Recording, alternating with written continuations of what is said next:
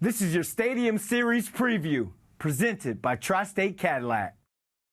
NHL hockey is back at the Meadowlands. It's Rangers, Islanders in the 2024 Navy Federal Credit Union NHL Stadium Series, and it's all going down at MetLife Stadium. So let's talk about Sunday's matchup with New York Post Rangers beat writer Mollie Walker.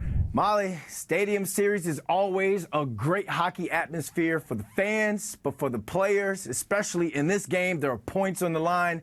Thanks for joining us. You got a chance to speak to some of the Rangers, and you got them to talk about their excitement going into a game like this. So question one, what are the vibes in the locker room, and what are you personally most excited about going into this year's Stadium Series? Yeah, everybody's really excited. Some of these guys who have been in the league for a really long time haven't participated in a Stadium Series or a Winter Classic just yet. So there's a lot of genuine excitement for this experience. And at least every player I spoke to, and I'm assuming everyone else too, has skated outdoors at one point growing up, whether it was in an NHL, like a makeshift rink or, a frozen lake or whatnot.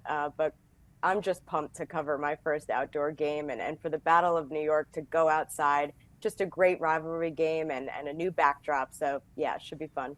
Yeah, Battle of New York, two New York hockey teams playing in the venue where two New York football teams play. It only gets it's only going to be great hockey from there. When we talk about these two teams, Rangers, Islanders, this is their first time meeting in the regular season. In fact, these two teams have not met in a regular season since December 22nd, 2022.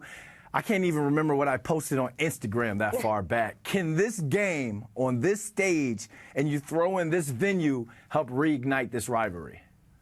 Hey, I think it's pretty ridiculous that the Rangers and the Islanders haven't played each other in the regular season in over a year. You'd think the NHL would want to amplify rivalry games and capitalize on the viewership numbers that these games get, but last season, they played each other 3 times by the end of December. And now this season, this is their first matchup of the regular season, and it's on February 18th.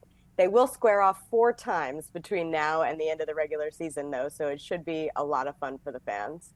Yeah, they should be able to hop on the LIR from Penn Station and get out there in no time.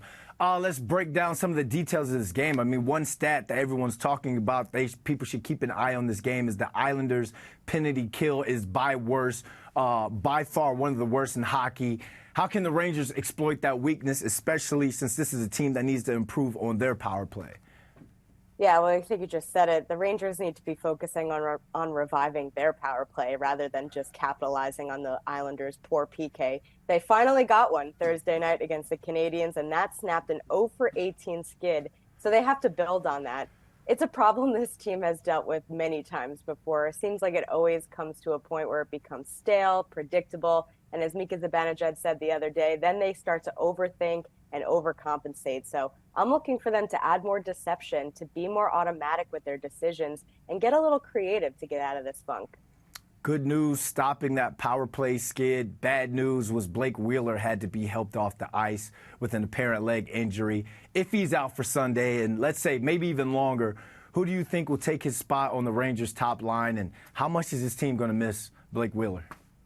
We'll find out later today when we see line rushes, but unfortunately that didn't look good at all. He fell awkwardly, just like Capo Caco did before he was out for an extended period of time earlier in the season. We'll likely get an update on Wheeler later today, but I would think that Caco gets the first look on that top line, or maybe even Jimmy Vesey, since Caco hasn't really been able to do much with the opportunities he's gotten up there. All right, this all goes down Sunday, 3 p.m. Mollie Walker, I'm looking forward to being out there. I'll see you say what's up for sure. We're going to have to dress warm for sure.